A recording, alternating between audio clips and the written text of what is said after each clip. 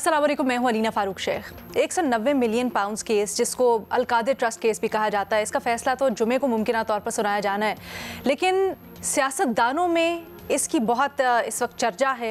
और चाहे वो हुकूमत हो, हुकूमत के हामी हो, या पाकिस्तान तहरीक इंसाफ और उनके हामी, दोनों तरफ से अपने अपने हक़ में बयानात, तावीलें दी जा रही हैं।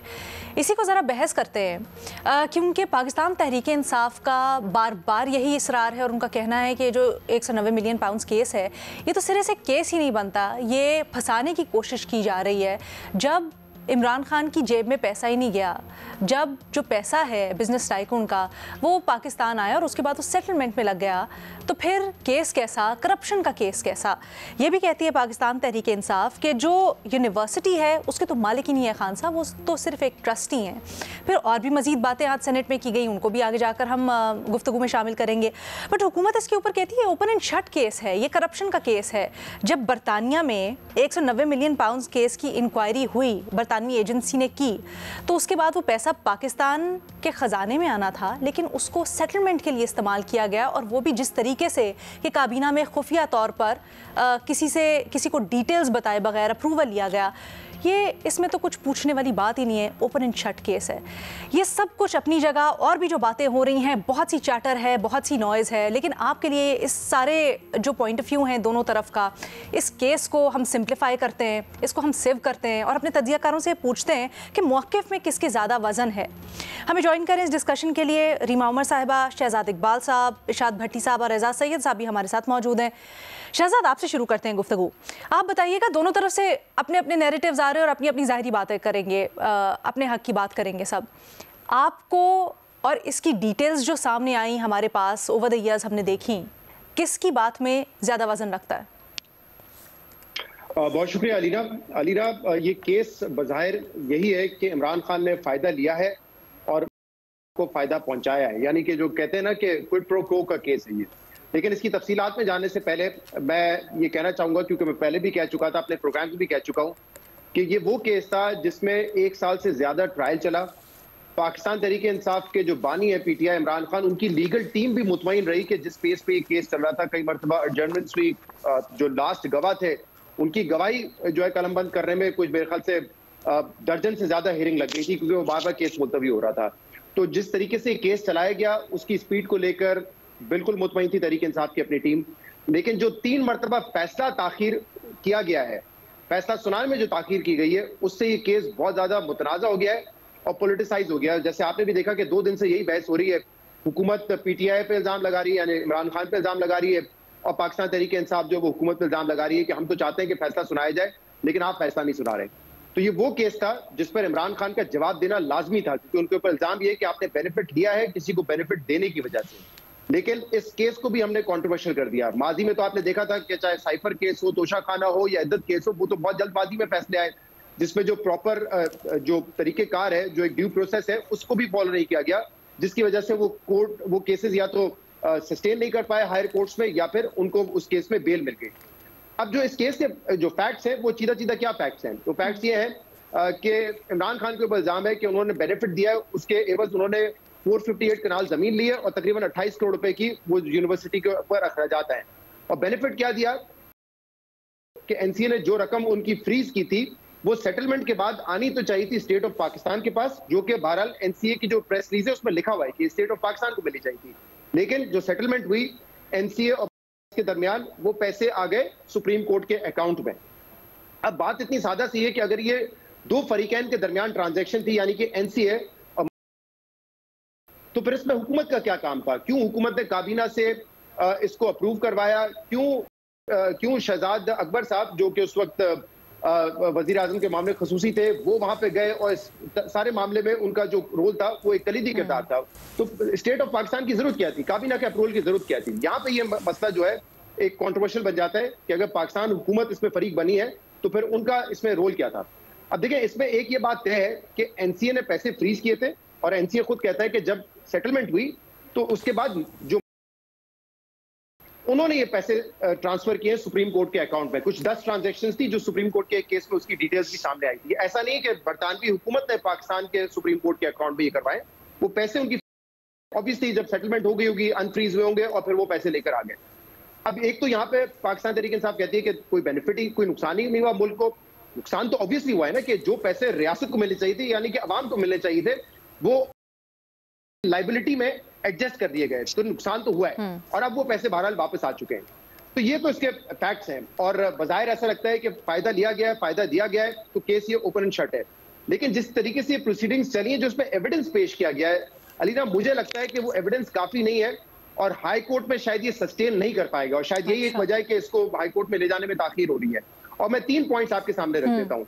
एक तो वो जो बेसिक डॉक्यूमेंट है, जो कॉन्फिडेंशियल डॉक्यूमेंट कहा जाता है एनसीए के दरमियान, वो किसी के पास मौजूद नहीं है। वो बेसिस है इस केस की, और वो ना नैब के पास है, ना प्रोसिक्यूशन के पास है, ना इस हियरिंग के दौरान वो पेश किया गया। तो उसका कोई सिरे से पता ही नहीं है। ऑब्वियसली वो डॉक्यूमेंट आएगा तो तफसीलात पता चलेंगी उसमें है क्या। फिर आज सेनेट में आजम रजी तारक साहब ने कहा है कि एक मुआहिदा जो है वो हुकूमत पाकिस्तान और एनसीए के दरमियान भी साइन हुआ है, जबकि पीटीआई की हुकूमत उस वक्त मना करती थी कि हमने कोई ऐसा मुआहिदा एनसीए के साथ डायरेक्टली साइन नहीं किया है। वो मुआहिदे की कॉपी भी किसी के पास नहीं है, ना कोर्ट ऑफ लॉ में पेश की गई है। तो जब इस तरह का बेसिक एविडेंस नहीं होता, तो वो इस तरह के केसेस हमने देखे हैं कि वो हायर, शायद यहां से तो सजा हो जाए, लेकिन सुपीरियर कोर्ट्स में सस्टेन करना मुश्किल हो जाता है। दूसरा एक मामला ये जो इसमें इमरान खान का डिफेंस है कि हम ट्रस्टी हैं, यानी कि वो और बुशरा बीवी, हम इसके बेनिफिशियल ओनर नहीं है। अब ये वो डिस्कशन है जो सुप्रीम कोर्ट में भी और अकाउंटेबिलिटी कोर्ट में बहुत तवील अरसे तक होती रही थी, जब नवाज शरीफ का केस था पनामा का। क्योंकि जो डॉक्यूमेंट्स हमारे सामने आए थे उसमें लिखा हुआ था कि मरियम ट्रस्टी है और बेनिफिशियल ओनर है। लेकिन शरीफ फैमिली का डिफेंस यही था, इवन जो हुसैन नवाज साहब, जब हुसैन नवाज साहब टीवी पे आए, उन्होंने बताया कि मरियम ट्रस्टी है, बेनिफिशियल ओनर नहीं है। तो ये कंट्रोवर्सी उस वक्त थी कि क्या जो ट्रस्टी होता है वो उसका मालिक होता है, उसकी मिल्कियत में वो होते या नहीं होते। ये पॉइंट एक है जिसमें मुझे नहीं पता कोर्ट क्या इस पर अपना वर्डिक्ट देता है। दूसरा फिर ये कहा जाता है कि काबीना में बगैर इसको दिखाए गए अप्रूवल ले लिया गया। अब शेख रशीद साहब इज दी ओनली पर्सन, मैं बता रहा हूं, अभी तो बहुत सारे दावेदार हैं कि हमने तो उस वक्त आवाज उठाई थी, बट शेख रशीद साहब ने उसी दिन आकर टीवी पे ये कहा था एक शो में कि आज बंद लिफाफे में ये हुआ है और हमें कहा गया इस पे बात ना करें। बाकी जितने भी लोग हैं उन्होंने बात की उस वक्त जब पीटीआई की हुकूमत चली गई। लेकिन जो ऑन रिकॉर्ड मिनट्स हैं, जो मिनट्स ऑफ द कैबिनेट हैं, जहां पे अगर किसी का डिसअप्रूवल होता है तो वो सामने आ जाता है, वहां पे किसी का डिसअप्रूवल नहीं है। और जहां तक मेरी नॉलेज है ये डॉक्यूमेंट भी इस प्रोसेस में नहीं पेश किया गया है। तो बजाय ऐसा लगता है कि ओपन एंड शट केस है, इमरान खान को जवाब देना चाहिए था, सॉलिड केस है, लेकिन मुझे लगता है लैक ऑफ एविडेंस की वजह से इसमें सजा होना मुश्किल है। शायद हो सकता है इस कोर्ट से हो जाए, अकाउंटेबिलिटी आगे सस्टेन नहीं करेगी। कोर्ट में मुझे लगता है कि ये बड़ा मुश्किल होगा। अच्छा, एक चीज मैं इसकी पहले भी मिसाल दे चुका हूँ, एक मैं अगर इसको मुकम्मल कर लूं, जैसे नवाज शरीफ साहब का जो केस था, और उस पर मैं पहले भी बात कर चुका हूँ कि हम में से शायद किसी को डाउट ना हो, उनके अपने फैमिली मेंबर्स के भी बयान मौजूद है कि 90s से जो एवेंफील्ड अपार्टमेंट्स थे वो मिल्कियत थी नवाज शरीफ साहब की। लेकिन प्रोसिक्यूशन, जेआईटी ये साबित करने में नाकाम रहे कि 90s में भी वो शरीफ फैमिली की मिल्कियत है। और इसमें एक वो बीवीए का कानून है ब्रिटिश वर्जिन आइलैंड का, जिसमें तब्दीली की गई थी, क्योंकि 90s में हमें पता था कि वो बेरे सर्टिफिकेट जिसके पास होते थे वो ओनर होता था। बाद में जब कानून चेंज हुआ कि आपको उसमें अपने नाम पे रजिस्टर करवाना जरूरी है, तब 2004-5 में ये फिर हुसैन नवाज शरीफ साहब के नाम पे हुआ था। और जब ये ट्रस्ट बना था फिर उन्होंने ओपनली कहा था कि बिल्कुल अब ये हमारे ओनरशिप में मौजूद है। तो लैक ऑफ एविडेंस की वजह से वो भी नहीं साबित हो सका था। यहाँ पे भी मुझे लगता है कि हायर कोर्ट्स में एटलीस्ट ये शायद मेरे ख्याल से, मेरे ओपिनियन में मुश्किल हो जाए। ठीक है, इरशाद भट्टी साहब, सर कल भी कुछ हिस्सा आपने इसका कहा, आज शहजाद की आपने बात सुनी, क्या कहेंगे? मैडम शेख, ना ये ओपन एंड शट केस है, ना ये कोई करप्शन केस है, ना ये कोई मजबूत केस है। इस मुकदमे और केस पे आने से पहले, कल मज़ीद बात बताने से पहले, मुकदमे और इस्तखासा के गवाहों की जिरा के दौरान जो हक़ायक़ सामने आए, अगर कोई इसमें हुकूमती बंदा सुन रहा हो, कोई फिगर्स में गलती हो तो ज़रूर बताए। कुल रकम जो पाकिस्तान मुंतकिल की गई थी वो 190 मिलियन पाउंड नहीं थी, वो तकरीबन 171 मिलियन पाउंड थी। कौमी ख़जाने को कोई नुकसान नहीं पहुंचा, नैब ने एतराफ़ किया है। एनसीए की तरफ से कभी भी पाकिस्तान या हुकूमती अकाउंट्स में रकम नहीं भेजी गई। रकम वो जो प्रॉपर्टी टाउन के ख़ानदान के अफराद के ज़ाती अकाउंट से बराह रास्त सुप्रीम कोर्ट के अकाउंट्स में भेजी गई। सुप्रीम कोर्ट ने रकम, वो एक अलहदा बात है, सुप्रीम कोर्ट ने रकम पर सेविंग डिपॉजिट में रखा, मुनाफा भी कमाया। रकम जब्त नहीं हुई, मर्जी से भेजी गई। नैब ने इतराफ़ किया कि रकम की कोई जब्तगी नहीं हुई। मामला NCA और हुकूमत पाकिस्तान के दरमियान एक खुफिया मुआहदे की मंजूरी का था। दरअसल फंड्स का कुछ हिस्सा काबीना के इजलास से पहले ही मुंतकिल कर दिया गया था, लिहाजा काबीना का इससे इस तरह कोई ताल्लुक नहीं बनता जिससे के साबित हो कि पूरी ही जो वो मुआहदे को उन्होंने ज़रूर काबीना ने अप्रूव किया था, रकम को नहीं। नैब ने इतराफ़ किया है कि NCA की तरफ से किसी पर फ़र्द जुर्म आयद नहीं हुई, बल्कि मामला सिविल नोयत का था, दो फरीकैन के दरमियान था और नैब बरतानिया से पाकिस्तान मुंतकिल किए गए फंड या पाकिस्तान से बरतानिया रकम जाने के कोई सबूत पेश नहीं कर सका। यानी जो कहते हैं कि ये हुकूमत पाकिस्तान का पैसा है तो इधर से जाने और उधर से वापस आने। नैब को तमाम सेटलमेंट का इल्म था। केस 2022 में बंद कर दिया गया था। तफ्तीशी अफसर पहले ने भी केस कहा था कि ये केस बनते ही नहीं है, नैब के अंडर आते ही नहीं है। इमरान खान का रकम से अलकादर यूनिवर्सिटीज़ के माली मामलात से ना कोई ताल्लुक था, ना फ़ायदा उठाया, ना नैब ने ये कहा। तालीमी इदारे से कोई तनख्वाह या माली फ़ायदा भी नहीं लिया। ज़मीन पर एक फलाई तालीमी और मजहबी ट्रस्ट चल रहा है जिससे तुलबा मुस्तफ़ीद हो रहे हैं।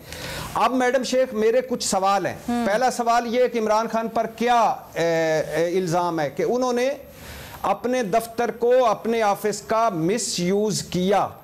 मुझे बताइए 28 मिलियन पाउंड का जो अपार्टमेंट है, मैं वो नहीं कहता कि उनके पास आया कहाँ, one Hyde Park Hasan Nawaz के पास, लेकिन ये नवाज शरीफ उस वक्त वजीर आजम थे। तो क्या वजह थी कि 28 मिलियन पाउंड जो है 48 मिलियन पाउंड में खरीदा गया, बेचा गया? उस वक्त के वजीर आजम का दफ्तर क्या इस्तेमाल हुआ या नहीं? दूसरा, हसन नवाज की इंक्वायरी खुली थी नैब में, वो बंद क्यों कर दी गई? इमरान खान का ये 190 मिलियन पाउंड का केस बंद था, ये खुल कैसे गया दोबारा? तीसरी बात यह है मैडम शेख, पैसा हुकूमत को मिल चुका है, पैसा हुकूमत को मिल चुका है, पैसा हुकूमत को मिल चुका है। इमरान खान ने एक पैसे का जाती फायदा नहीं उठाया।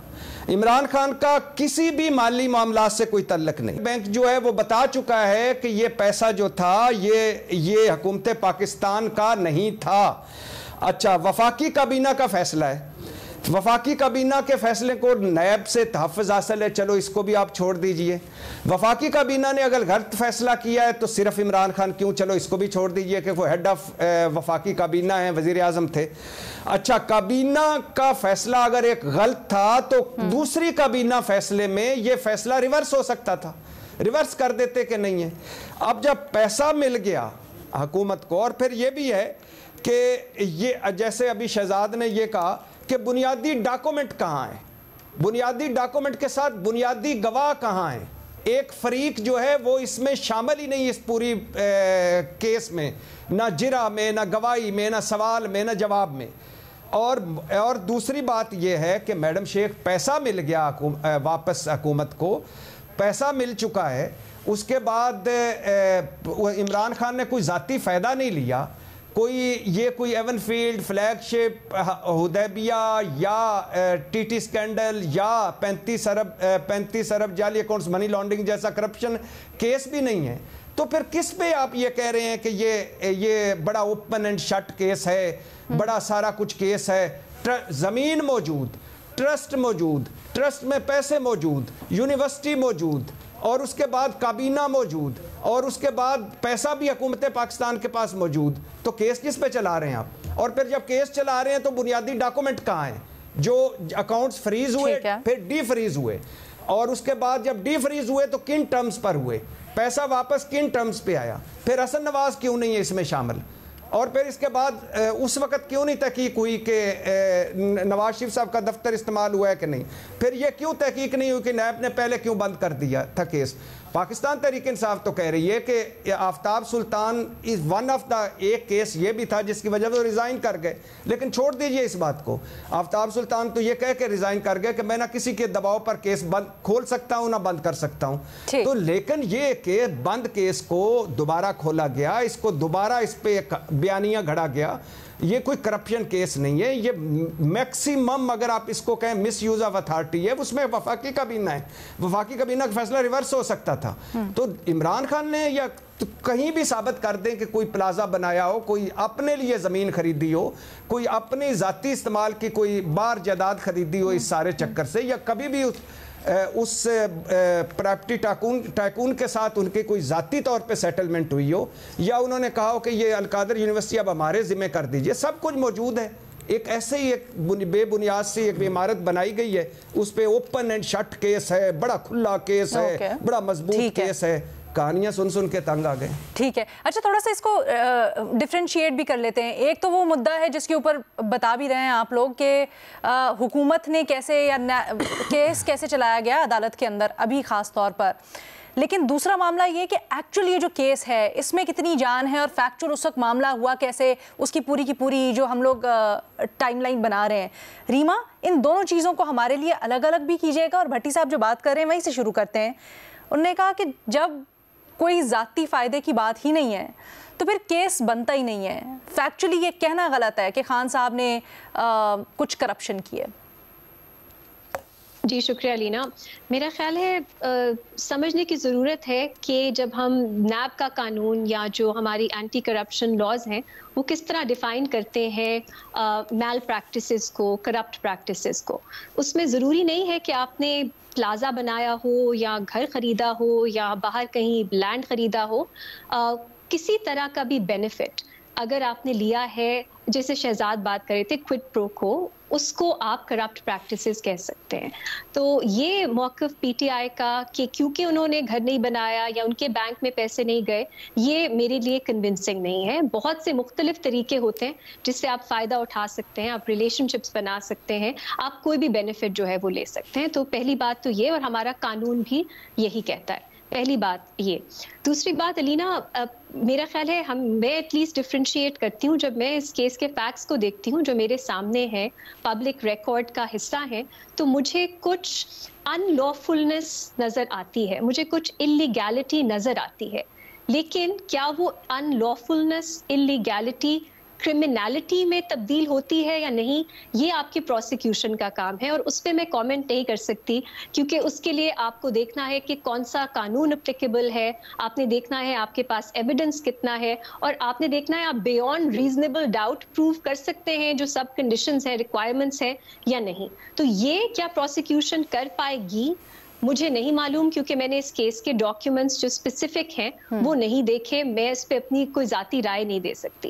लेकिन मैं क्यों कह रही हूँ कि मुझे अनलॉफुलनेस नजर आती है, और जो भट्टी साहब की दलील है मैं उससे पर्सनली एग्री नहीं करती, वो इसलिए कि जो सेटलमेंट हुई एनसीए के साथ वो ऐसा तो नहीं था कि कुछ उनकी जाती सेटलमेंट हो गई और उसमें कुछ उनको नजर नहीं आई इलीगैलिटी या कोई मनी लॉन्ड्रिंग या करप्ट प्रैक्टिसेस जो इंग्लैंड में सेटलमेंट हुई।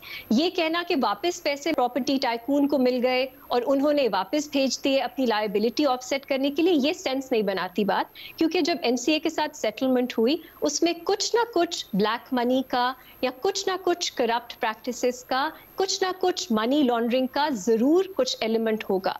तो ये कहना कि वो सेटलमेंट हो गई, सारे पैसे वापस प्रॉपर्टी टाइकून को मिल गए, उनकी फैमिली को मिल गए, ये सेंस नहीं बनाता। अनफॉर्चुनेटली ये जो एग्रीमेंट्स होती हैं, सेटलमेंट्स होती हैं, ये कॉन्फिडेंशियल होती हैं, तो उसकी डिटेल्स हमें नहीं मालूम। मुझे नहीं, ये भी नहीं पता कि क्या पाकिस्तानी रियासत को डिटेल्स जो है वो पता चली हैं या नहीं चली, लेकिन इम्प्लीकेशन इसकी ये है मेरी नज़र में, जो मैंने ये केसेस फॉलो किए हैं, कि कुछ मनी लॉन्ड्रिंग का या कुछ ब्लैक मनी का ताल्लुक होता है इन सेटलमेंट से। तो अब उसकी क्या डिटेल्स हैं हमें एटलीस्ट मुझे नहीं मालूम। ये उस तरफ की बात है।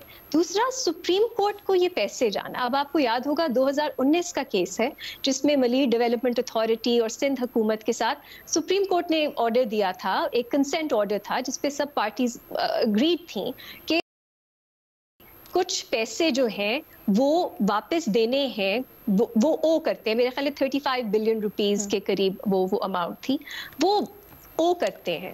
450 बिलियन कितने 450 बिलियन 450 बिलियन ओके, उस वो ओ करते हैं। अब ये जो है ये कंसेंट ऑर्डर में नहीं था कि आप जाती अकाउंट से सुप्रीम कोर्ट को वो पैसे भेज देंगे, उसका एक तरीका कार था जो कंसेंट ऑर्डर में था, वो फॉलो क्यों नहीं हुआ? ये एक बहुत मशकूक सस्पिशियस चीज़ है। और सुप्रीम कोर्ट ने पिछले साल की 2 साल पहले की अपनी एक जजमेंट पे तफसील से बयान भी किया है कि ये 10 अकाउंट्स हैं, उसमें से बहुत से ऐसे अकाउंट्स हैं जो प्राइवेट अकाउंट्स हैं। उनसे जब पूछा गया वो बता नहीं सके कि उन्होंने सुप्रीम कोर्ट में क्यों ये अमाउंट भेजी है। सो ये इसको सस्पिशियस बनाता है। अब जो भट्टी साहब कह रहे थे कि कोई नुकसान नहीं हुआ, देखिए ये दो मुख्तलिफ चीज़ें हैं। अगर एनसीए के पास जो सेटलमेंट के बाद जो वो पैसा था वो हुकूमत को मिलना था, वो मुख्तलिफ एक चीज़ है जो आपको दिखाती है कोई मैल प्रैक्टिस है जिसके लिए वापस आपकी स्टेट को पैसा मिलना है।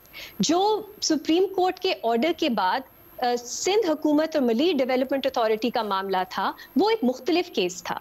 अब इसमें आप एक अपनी लायबिलिटी को सेटल करने के लिए दूसरी जो लायबिलिटी है उसको कैसे इस्तेमाल कर सकते हैं उस पैसे को। इसलिए सुप्रीम कोर्ट ने भी अपने फैसले में कहा कि ये ऐसा है जैसा लग रहा है कि क्या उन्होंने कहा रॉबिंग पीटर टू पे पॉल, कि आप एक से पैसा लेके दूसरे को दे दें जबकि दोनों भी मतलब आप ये नहीं कर सकते, राइट। सो ये यहाँ पे एक प्रॉब्लम है। और जो सुप्रीम कोर्ट के ऑर्डर में इसमें डिटेल में बात की गई है कि ये प्राइवेट अकाउंट से पैसे सुप्रीम कोर्ट में कैसे गए, जबकि उस कंसेंट ऑर्डर में ऐसा कुछ नहीं था कि ये पैसा डायरेक्टली सुप्रीम कोर्ट के पास जाएगा। अब इसमें इमरान खान साहब और जब वहाँ पे जब ये पूरी सिचुएशन चल रही थी उसमें जो सीक्रेसी थी, लैक ऑफ ट्रांसपेरेंसी थी, वो भी हमारे सामने है कि ये फैसला कैसे किया गया, इमरान खान साहब की हुकूमत का, उनका शहजाद अकबर साहब का इस सब में क्या रोल था। ये इन सब ट्रांजैक्शंस को, इन मामलात को सस्पिशियस बनाता है।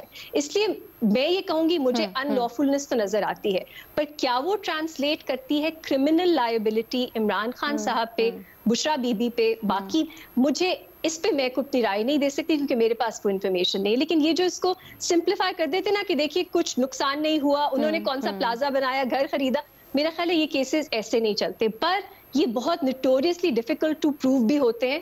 तो एविडेंस कितना है, प्रोसिक्यूशन का केस कितना मजबूत है, लेट्स सी जब जजमेंट आएगी तो उसको पढ़ के बात केस और उसमें क्या प्रोसिक्यूशन ने डॉक्यूमेंट्स भी पेश किए हैं और उनका मुद्दा भी क्या रहा, शहजाद ने हमें कुछ इंसाइट दी है।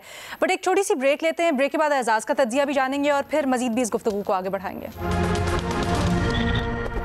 पॉलिटिकल डिस्कोर्स में 190 मिलियन पाउंड्स केस से मुतालिक बहुत ज़्यादा चैटर है, इसके ऊपर सियासी बयानबाजी हो रही है। इसको ज़रा हम सिंप्लीफाई करके समझने की कोशिश करें अपने तज्जियाकारों से कि किसका मौक़िफ़ दुरुस्त है जो बातें हो रही हैं। एजाज, आपकी क्या राय है? अलीना, बहुत बहुत शुक्रिया। अलीना, ये कहना कि इस केस में जान नहीं है, बिल्कुल मैं समझता हूँ कि ये नाइंसाफ़ी है। इस केस में बिल्कुल जान है और इसमें बड़ा वज़न है, लेकिन केस बनाने वालों की नीयत का भी बड़ा एक फतूर नज़र आता है इसमें। ऐसा नहीं है कि केस में जान नहीं है, केस में जान है। पहले तो मैं आपको थोड़ी सी वजाहत कर दूं कि केस में कैसे जान है। ये मामला शुरू होता है साल 2016 में, पर्टिकुलरली अगर डेट वाइज जाए तो 21 मार्च 2016 को ये मामला उस वक्त शुरू हुआ था जब हुसैन नवाज़ ने एक जो फ्लैट है बरतानिया में, हाइड पार्क 1 प्रॉपर्टी का नाम था गालबन, उसको 21 मार्च 2016 को अल्टीमेट होल्डिंग्स के नाम पे फ़रोख्त किया था। और ये फ़रोख्त क्यों किया था उस वक्त इसलिए फ़रोख्त किया गया था कि उस वक्त पूरी दुनिया में इस बात का इल्म हो चुका था कि ICIJ के पास लीक कर दी है मालूमात किसी शख्स ने पनामा में। और पनामा में वो जिस बंदे ने मालूमात लीक की थी, तो उस NGO ने पूरी दुनिया में वो नाम जो है वो फ्लोट कर दिए थे जिनके बारे में काम हो रहा था। पाकिस्तान में भी इसके ऊपर काम हो रहा था। तो जब इस पे पाकिस्तान में काम हो रहा था तो उस वक्त इनके ख्याल में आया कि हमें ये प्रॉपर्टी फ़रोख्त कर देनी चाहिए। और ये प्रॉपर्टी उस वक्त हुसैन नवाज़ ने फ़रोख्त कर दी अल्टीमेट होल्डिंग्स के नाम के ऊपर। और ये प्रॉपर्टी वहाँ पर जो मार्केट रेट है उससे ज़्यादा ख़रीदी गई, उससे ज़्यादा कीमत के ऊपर ख़रीदी गई। तो जो अल्टीमेट होल्डिंग्स ने जब ये प्रॉपर्टी ख़रीद ली तकरीबन 40-41 मिलियन पाउंड स्टर्लिंग में, तो उस वक्त क्या हुआ ये कि पनामा पेपर्स आ गया। फिर वो पूरी एक कहानी है, इन्वेस्टिगेशन हुई पनामा पेपर्स में, इस प्रॉपर्टी के वाले से कोई कुछ नहीं हुआ। जब इमरान खान साहब की हुकूमत आई तो उन्होंने जो पहली मीटिंग्स इन्होंने जिन लोगों से की उसमें एक थे DGFI बशीर मेमन, फिर डीजी इंटेलिजेंस ब्यूरो थे शुजातुल्लाह कुरैशी, और उस वक्त जो ISI के जो इंटरनल विंग के सरबराह थे वो फैज़ हमीद साहब थे। इनसे जो इब्तदाई मीटिंग्स हुई तो इमरान खान साहब का वज़ीर-ए-आज़म बनने के बाद एजेंडा नंबर 1 ये था कि उन्होंने इन सब को कहा कि मुझे सिर्फ एक चीज़ चाहिए, नवाज़ शरीफ, आसिफ अली जरदारी और मौलाना फजल रहमान, इन सब के बारे में और इनके रिश्तेदारों के बारे में कुछ भी मिले आप लेके आए, मैं इनको अंदर करना चाहता हूँ। ये पहली मीटिंग का पहला एजेंडा है, मुल्क को ठीक नहीं करना। नतीजा क्या हुआ कि ये अदारे तो अपनी जगह काम कर रहे थे, इन अदारों के सरबराह निकल गए, लेकिन उन दिनों एक एसेट रिकवरी यूनिट और फाइनेंशियल मॉनिटरिंग यूनिट जो है वो कायम किया गया था बैरिस्टर शहजाद अकबर साहब की सरबराही में। इन्हें किसी ने इतला दे दी थी कि बरतानिया में जो नवाज शरीफ साहब के बेटे हैं उन्होंने कोई प्रॉपर्टी बेची है जो कि मशकूक तरीके से बेची गई है। तो इनकी दरख्वास्त के ऊपर बरतानवी NCA ने इसके ऊपर तहकीकात का आगाज़ किया। नेशनल क्राइम एजेंसी ने 2 एतबार से तहकीकात की। एक एतबार ये कि बेचने वालों के बारे में तहकीकात की कि इन्होंने ये कहाँ से ली थी, कैसे आई, ये तो अर्ली 90s की खरीदी हुई प्रॉपर्टी है, उसका मनी ट्रेल उन्होंने निकाल लिया। और दूसरा, जिन्होंने खरीदी है उनके ऊपर भी तहकीकात आई। तो अल्टीमेट होल्डिंग्स के ऊपर जो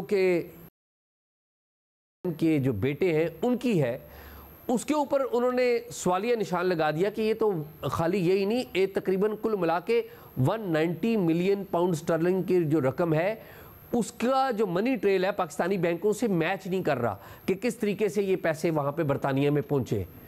तो वहाँ पे ये एक बात तो साबित हो गई कि ये जो रकम है 190 मिलियन पाउंड स्टर्लिंग की, ये जायज़ रकम नहीं है, यानी कि इस फ्लैट को इस प्रॉपर्टी को खरीदने समेत 190 मिलियन पाउंड स्टर्लिंग उन्होंने निकाल दी है। अब ये मामला जब NCA वहाँ पर तहकीकात कर रही थी तो इसमें फैज़ हमीद साहब उन्होंने भी जंप किया मेरी इतलात के मुताबिक, और इन्होंने खान साहब से भी रिपोर्टेडली बात की और बैरिस्टर शहजाद अकबर से भी रिपोर्टेडली मुबैना तौर पे इन्होंने बात की। इन्होंने कहा ये तो हम मारे जाएंगे, ये तो इनका प्रॉपर्टी है और ये तो हमारे बड़े मोहसन है, तो इसको क्या तरीका निकाला जाए कि किसी तरीके से out of the court settle कर लिया जाए। और दूसरी तरफ जो अल्टीमेट होल्डिंग्स वाले हैं उन्होंने भी वहाँ पर चेक कर लिया कि अगर हम कोर्ट में इसको चैलेंज करेंगे तो हम मारे जाएंगे, हमें डबल जुर्माना देना पड़ेगा। तो बरतानवी लॉज हैं कि अगर आप अपना जो जुर्म है उसको गलती तस्लीम करते हैं और प्रेस नहीं करते तो आपको उतनी ज़्यादा सज़ा नहीं मिलती, आपको कोर्ट भी जो लीनियंसी देते हैं उसी के तहत ये इन्होंने जोर दिया कि ये आउट ऑफ कोर्ट सेटल हो, क्योंकि हुकूमत पाकिस्तान भी एग्री कर गई थी हम आउट ऑफ कोर्ट सेटल कर लेते हैं। तो उस तरीके से ये रकम आई है, पाकिस्तान में आई है और अगेन ये उसी जगह चली गई जो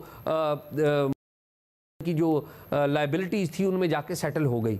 अब ये कहना कि जी उन्होंने कोई अपना फ़ायदा नहीं लिया और उन्होंने कोई सरकारी फ़ायदा नहीं किया, पहली जो बुनियादी बात क्या होनी चाहिए थी?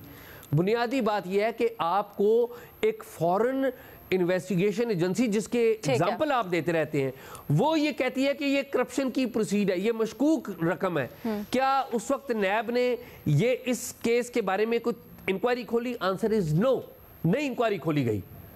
जवाब में क्या आता है कि अलकादर ट्रस्ट की जो ज़मीन है वो आपके ट्रस्ट के नाम हो जाती है, वो क्यों नहीं बताते आपके वो कैसे आपने ज़मीन ली और किससे ली, और फिर आपको पता है इलीगल सही, लेकिन आपको ऑडियो लीक्स याद होंगी, ऑडियो लीक्स आई थी जिसमें जो प्रॉपर्टी टाइकून की गुफ्तगू है उनकी बेटी के साथ और किस तरीके से वो फरा बीबी का नाम आया था, बुशरा बीबी का नाम आया था, ये सारी बातें हैं। वो अंगूठी का सारा मामला तो बड़े ठीक है जी, मैं वही तो कह रहा हूँ। अब अगर आप ये कह दें कि जी इससे पाकिस्तान को कौन सा नुकसान हुआ, तो मैं आपसे सवाल करता हूँ कि जब सरे महल का इल्ज़ाम लगा था आसिफ अली जरदारी के ऊपर तो उससे पाकिस्तान को कौन सा नुकसान हुआ था? तो ये मेरे ख्याल में कोई जस्टिफिकेशन नहीं है। और इसमें एक मामला जुड़ा हुआ है एक ब्रॉडर केस से, और वो ब्रॉडर केस पता है क्या है अलेना? वो अलेना ये है ब्रॉडर केस के हमारे यहाँ जो पॉलिटिकल पार्टीज़ को और सियासी रहनुमाओं को जो फंडिंग होती है उसका कोई प्रॉपर कानून साजी मौजूद नहीं है। ये चोरी तरीके से फंडिंग होती है हमारी सारी सियासी जमातों को। जिन एक साहब के ऊपर, इमरान खान साहब के ऊपर मुकदमा आज बन रहा है, उसके जो दूसरे फरीक हैं जिन्होंने फ़ायदा लिया या दिया, उनका नाम कोई नहीं ले रहा। एक तरफ आप चला रहे हैं, यानी कि जिन्होंने केस बनाया हुआ है उनकी भी फतूर है। जो बंदा नॉमिनेटेड था वो यहाँ से आराम से उड़ के चला गया, उसका नाम भी ECL में हुआ करता था, वो बैरून मुल्क चला गया है, वो वहाँ पे अपना कारोबार कर रहे हैं, आप उसका नाम तो नहीं लेते हैं। तो प्रॉब्लम ये है कि again coming back to that point कि हमारी सियासी जमातों की जो फंडिंग और सियासी रहनुमाओं की जो फंडिंग है उसको स्ट्रीमलाइन करने की ज़रूरत है। और ये स्ट्रीमलाइन करना इसलिए ज़रूरत है कि आपकी सियासत के अंदर शफाफियत आए। ये बात पब्लिक होनी चाहिए कि कौन कौन सी सर यही तो बात थी बुनियादी तौर पर। अभी जो सियासी अरीना में इसके ऊपर इतना तनाज़ा बना हुआ है या इसके ऊपर तनकीद कर रहे हैं, अगर 2 मिनट के लिए ये ना देखा जाए कि वो हुकूमत है या क्या कह रही है, बट PTI का तो एजेंडा यही था ना, जो बैरून मुल्क रकम गई है गैर कानूनी तौर पर, अगर वो लूटी गई है जैसे भी, उसके खिलाफ उन्होंने क्रैक डाउन करना है। तो फिर यहाँ पर क्यों ना हुआ? This and more on this after short break. 190 million pounds का जो सियासी मुकदमा है उसके ऊपर हम बात करें, तजिया तबसरा करें। भट्टी साहब, आप जवाब देना चाह रहे थे। पहली बात तो ये मैडम शेख कि इस मामले को सरे महल से जोड़ना ही गलत है। सरे महल था साबिक वज़ीर आज़म बेनज़ीर भुट्टो और उनके शोहर आसफ अली जरदारी के नाम से जुड़ा था, जो मुस्लिम लीग नून ने कौमी असम्बली में आके इंकशाफ किया था। यहाँ कोई प्रॉपर्टी ख़रीद कर बेची नहीं है इमरान खान ने, वज़ीर आज़म ने। ये एक उनके सामने मामला आया था, उन्होंने काबीना से मंजूरी ली थी, लिहाजा इसका सरे महल से कोई ताल्लुक ही नहीं बनता। वहाँ नुकसान पहुँचा था कौमी ख़जाने को, क्योंकि वो साबिक वज़ीर आज़म का, और यही नवाज शरीफ साहब का भी केस है। दूसरा, आपने अभी एक बड़े खूबसूरत जुमला कहा, PTI का एजेंडा ही यही था कि बाहर से रकम लाए। भाई हम तो रो रो के थक गए हैं। नवाज शरीफ साहब पे जुल्म हो गया, आसफ अली जरदारी पे जुल्म हो गया, अकामा पे सज़ा मिल गई, बेटे को तनख्वाह ना लेने पे सज़ा मिल गई। हमने तो आंसू बहा बहा के, हमारे तो आंसू खुश्क हो गए जब इमरान खान ने, अभी मेरा भाई एजाज कह रहा था कि मुल्क ठीक करने का एजेंडा ही नहीं था। उन्होंने पहले बिठा के कहा कि इनके कोई अगर है तो लाओ, तो ये गलत था। जो मुल्क से लूटा हुआ था वो नहीं लाना चाहिए था। तीसरी बात मैडम शेख, एक तासुर है कि नवाज शरीफ साहब के वजीर आजम थे, उनके बेटे को रिश्वत के तौर पर ये फ्लैट डबल में खरीदवाया गया, और ये गलत है। जो इंक्वायरी पहले इनिशिएट हुई थी वो इसी पे हुई थी कि एक सस्ती जो प्रॉपर्टी है वो डबल कीमत पर कैसे। सर तो ये सारे जो आपके सवालात हैं इसके जवाब मिल जाते हैं ना कि अगर इंक्वायरी इसके ऊपर होती ट्रांसपेरेंट। बड़ी साहब प्लीज शहजाद के पास जाने का वक्त दीजिएगा। जी शहजाद। मैडम शेख, आखिरी बात, अकाउंट्स क्यों फ्रीज हुए, अकाउंट्स डी फ्रीज कैसे हुए, मुआहदा क्या था, ये पैसा ब्लैक मनी था, ये पैसा मनी लॉन्ड्रिंग का था, या ये पैसा हुकूमत पाकिस्तान का? ये आपके पास डॉक्यूमेंट ही नहीं है, ये अपने मफरूजों पे सारा एक बनाया हुआ है। सर लेकिन उस वक्त सब कुछ रिपोर्ट हुआ था ना, ये सर उस वक्त सारा कुछ रिपोर्ट हुआ था, हमने बैठ के खुद इसके ऊपर तजिया तबसरा। शहजाद, आप अगर भट्टी साहब का जवाब भी देना चाहें तो। जी अलीना, एक तो जो मैं पहले कह रहा था कि वो डॉक्यूमेंट नहीं है, क्योंकि इन दोनों इस केस में बुशरा बीवी, इमरान खान दोनों को बेल मिल चुकी है। तो जब ये इस्लामाबाद हाई कोर्ट में गया था तो वहां पे भी प्रोसिक्यूशन से सवाल किया गया था कि जब NCA ने ये कॉन्फिस्केट करने का कहा था, क्या वो ऑर्डर मौजूद है? तो ना वो ऑर्डर पेश किया गया था और ना ही जो एक कहते हैं जो सीक्रेट मुआहदा हुआ है बिटवीन NCA, ना वो डॉक्यूमेंट पेश किया गया था। तो ये ऑन रिकॉर्ड है। दूसरी बात, ये NCA का जो प्रेस रिलीज है, मैं अगर उसकी आखिरी लाइन पढ़ के बता दूं, बड़ी क्लियर है। The assets will be return to the state of Pakistan. State of Pakistan का हरगिज मतलब ये नहीं होता कि आप उसी शख्स जिसकी रकम आपने फ्रीज की है, आप उसी के अकाउंट में उसकी लायबिलिटी एडजस्ट करने के लिए ट्रांसफर करा देंगे। वो तो यही बात होगी ना कि बेनिफिशियरी तो उसके फिर वही साहब हुए जिसके लिए फ्रीज किया गया था, वो तो भी बेनिफिशियरी हो गए, जबकि वो वाज़ेह तौर पे लिखा होता है स्टेट ऑफ पाकिस्तान को दी जाएगी। दूसरा, NCA की प्रेस रिलीज देखिए, वो एक प्रायर ट्रांजैक्शन थी जो हसन नवाज और बेटे के दरमियान हुई थी। उसका इस ऑर्डर, फ्रीजिंग ऑर्डर से कोई ताल्लुक नहीं है, उससे कोई ताल्लुक नहीं है कि पैसा पाकिस्तान में आया और कैबिनेट ने उसका अप्रूवल दिया, उससे कोई ताल्लुक नहीं। वो प्रायर ट्रांजैक्शन थी, वो ट्रांजैक्शन हो चुकी थी, वो अंडर इन्वेस्टिगेशन एक और केस में थी, अगर आपको याद हो। इस मामले में वो नहीं थी। इसकी प्रेस रिलीज में सिर्फ जिक्र जो है वो उसी बिजनेस टाइकून का है जिसका हम कर रहे हैं। दूसरी बात ये कि ये इमरान खान अपने एक इंटरव्यू में बता चुके हैं हुकूमत जाने के बाद कि मैंने क्यों ये जो है अल-कादिर यूनिवर्सिटी की जमीन ली। वो कहते हैं कि जो काम 10-12 साल में होता था, 14 साल में होता, वो मुझे 3 साल में मिल गया। यूनिवर्सिटी तैयार हो गई, और वो चलना शुरू हो गई, बेशक अच्छे कॉज के लिए हो, लेकिन ये वो खुद बता रहे हैं कि मुझे ये बेनिफिट मिला है। अब मुझे नहीं पता कोर्ट ऑफ लॉ में, क्योंकि ये शायद मॉनेटरी बेनिफिट ना हो, लेकिन जब वो ये कहते हैं कि जो चीज 14 साल में तैयार होनी थी वो 3 साल में तैयार हो गई।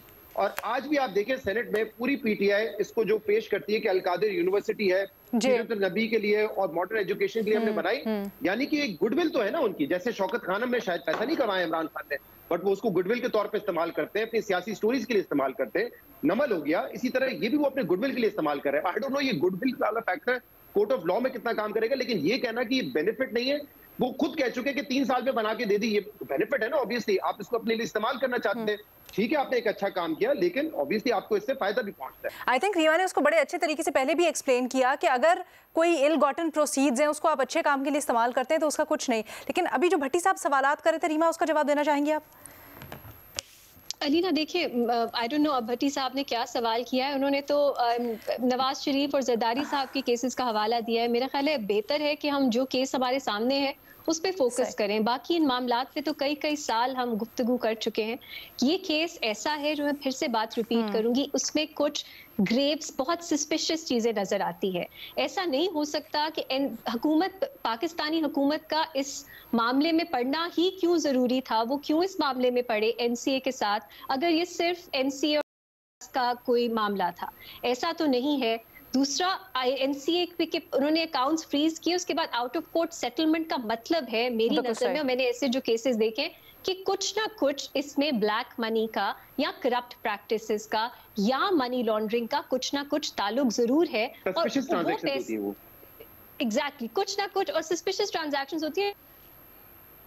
जी, इट डजंट मेक सेंस कि आपने उन्हीं लोगों को वापस जो है वो पैसे दे दिए और पाकिस्तानी रियासत जहां से वो पैसा गया है उसको उसका कोई बेनिफिट ना मिले। और तीसरी बात ये जो सबसे ज्यादा मेरे लिए सस्पिशियस है कि ये पैसा प्राइवेट बैंक अकाउंट से सुप्रीम कोर्ट ऑफ पाकिस्तान को क्यों गया, इसमें क्या सेंस बनती है, ये क्यों गया, जबकि जो सुप्रीम कोर्ट के साथ आपका मामला था जजमेंट के बाद, उसमें कंसेंट ऑर्डर में इसका कोई जिक्र नहीं था। सो ये जब हम 3-4 चीजों को हुकूमत पाकिस्तान का इसमें हम ये भट्टी साहब की तरफ सवाल लेके चलते हैं। भट्टी साहब, मेरा ख्याल है सबसे फिर से रिपीट कर दो, हुकूमत का जी का इसमें इंटरवीन करना और वो जो पूरे सर्कमस्टांसेस थे हमारे, आपका पॉइंट आ गया। माजरत, मेरे पास रेपिटेशन के लिए सब पूरा आपका बिल्कुल पॉइंट आ गया। माजरत, आपका पॉइंट बिल्कुल आ गया। भट्टी साहब प्लीज जवाब दीजिएगा। और आई थिंक सवाल इसी से करते हैं, हुकूमत पाकिस्तान को इसमें इन्वॉल्व होने की जरूरत क्या थी? क्या ये एक बहुत बड़ा उनके पार्ट पे सवालिया निशान नहीं? मैंने जो सवाल किया था रीमा साहबा से वो ये किया था कि आपको कैसे लगा कि ये मनी लॉन्ड्रिंग का पैसा है, ये ब्लैक का पैसा है, या ये हुकूमत पाकिस्तान का पैसा है। चलो मान लिया ये सारा यही है, तो वो पैसा तो वापस मिल गया है। सर, शहजाद ने आपको जवाब दिया और रीमा ने भी दिया। पैसा वापस मिला है, लेकिन आपको डबल पैसा था ना। वो लायबिलिटी एक और केस में थी, जो प्रॉपर्टी थी सिंध हुकूमत मली डेवलपमेंट अथॉरिटी, उससे जुड़ा था। पैसा आपको वापस मिला, इससे डबल मिलना चाहिए था। आपके पास एक लायबिलिटी थी, ये डबल कैसे मिलना चाहिए था? 190 मिलियन पाउंड जो सुप्रीम कोर्ट में आया, एक में सुन ले, आपके पास है एनसीए का नेशनल क्राइम एजेंसी और प्रॉपर्टी टाइकून का आपस का जो एग्रीमेंट। अरे सर नहीं, वो ये कह रही है ना सिर्फ आपको जो हाउसिंग सोसाइटी है, सुप्रीम कोर्ट की जो सेटलमेंट थी उसका पैसा मिलना चाहिए था, बल्कि जो सेटलमेंट में आया बरतानिया से आपको वो भी मिलना चाहिए था। इस तरह से 2 आपको मिलने चाहिए थे। सेटलमेंट का तो मुझे, ये हाउसिंग का सेटलमेंट का तो इससे ताल्लुक ही कोई नहीं बनता। ये पैसा 190 मिलियन पाउंड का किधर से गया था? तो ये सुप्रीम कोर्ट को वफाकी काबीना ने जी आप बता दीजिए। देखिए, उन्होंने 460 अरब रुपए की जुर्माना भरना था सुप्रीम कोर्ट में ताकि उनकी जमीन क्लियर हो। भाई वो नहीं, वो तो मुझे पता है भाई, वो तो मुझे पता है कि या जो प्रॉपर्टी टाइकून का जुर्माना था, पैसे बाहर से आए, वफाकी काबीना ने मंजूरी दी, उसमें भिजवा दिए कि वो वापस आने के चाहिए थे। और ये हुकूमत पाकिस्तान ये फैसिलिटेट क्यों करेगी कि जो पैसा रियासत पाकिस्तान को मिल रहा है ना, क्योंकि ये जो आप कह रहे हैं ना, एनसीए ने कैसे ये अकाउंट फ्रीज होते हैं जब सस्पिशियस ट्रांजैक्शन हो। अगर फर्दर वो इसको चैलेंज करते हैं, ये लिटिगेशन में जाता, लेकिन उससे पहले ही वो सेटलमेंट कर ली उन्होंने कि हम पैसा ठीक है वापस लेके जाते हैं, क्योंकि ये एनसीए का लॉ है कि जब एसेट फ्रीज होते हैं फिर वो आप अपने मुल्क में लेके जाते हैं। वो पहले भी नाइजीरिया के शायद हुआ है, ये आपके स्टेट को मिलते हैं पैसे, लेकिन वो स्टेट को नहीं मिले, वो उनको वापस दे दिए गए पैसे, और वो पैसे उन्होंने अपनी लायबिलिटी के अगेंस्ट एडजस्ट करवा लिए। ये है पूरा केस।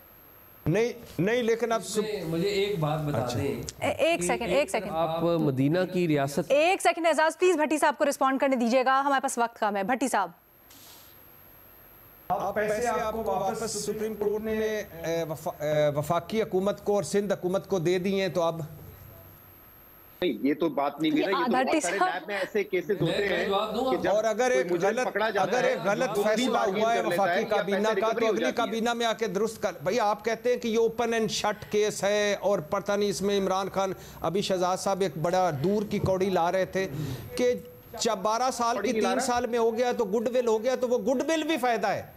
जहां बच्चे तालीम हासिल कर रहे हैं वो गुडविल भी फायदा है। भट्टी साहब, यानी काबीना ने क्यों वापस नहीं किया, क्या नहीं किया, ये तो फिर बात फजूल में मुद्दा आगे बढ़ाने वाली बात है। हम तो यहाँ बात कर रहे हैं ना कि हुआ क्यों इन्वॉल्व हुई, पाकिस्तान की हुकूमत इसमें क्यों, शहजाद अकबर साहब वहाँ जाके क्यों मुबैना तौर पर सेटलमेंट कर रहे थे।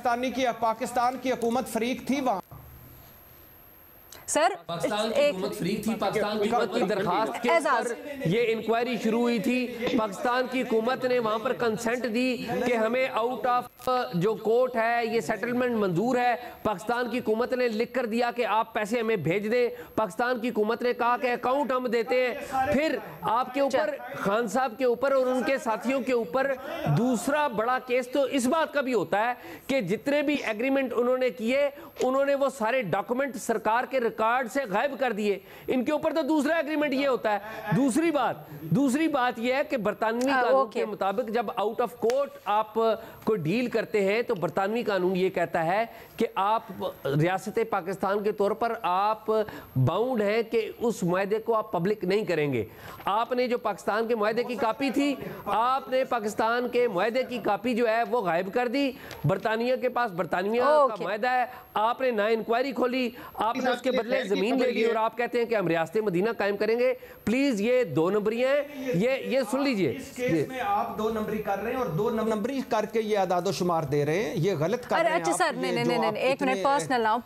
नहीं, ये 2 नंबरी है। इसमें ये है कि ये सारा हो ही नहीं। कहाँ मुझे दिखाएं ये जो सारे सवाल आप कह रहे हैं कि हुकूमत पाकिस्तान ने किए, ये कहाँ है? डॉक्यूमेंट्स गायब, NCA का एग्रीमेंट गायब, बाकी सारा गायब, और आपने केस एक बुनियाद। अच्छा सर, डॉक्यूमेंट्स ही नहीं है। मैं माजरत सर, एक चीज भट्टी साहब, मैं मानती हूँ आप डॉक्यूमेंट्स पे इसरार कर रहे हैं। यकीनन जब अदालत में केस प्रूव करना होता है तो उसमें डॉक्यूमेंट्स के ऊपर ही इसरार होता है। इसलिए शुरू से हम ये कह रहे थे कि जी अदालती जो केस है उसको हुकूमत प्रोसिक्यूशन किस तरह से लेके चली, अब वो ऑब्वियसली जब 17 को फैसला आएगा तो पता चलेगा। लेकिन इस पूरी की पूरी बहस का, इस डिबेट का आज ये मकसद था कि जो इससे मुतल्लिक सियासी अरीना में बयानबाजी चल रही है, हमें क्लैरिटी से पता हो कि एक्चुअली किसका मौक़िफ़ या किस फरीक का मौक़िफ़ दुरुस्त है।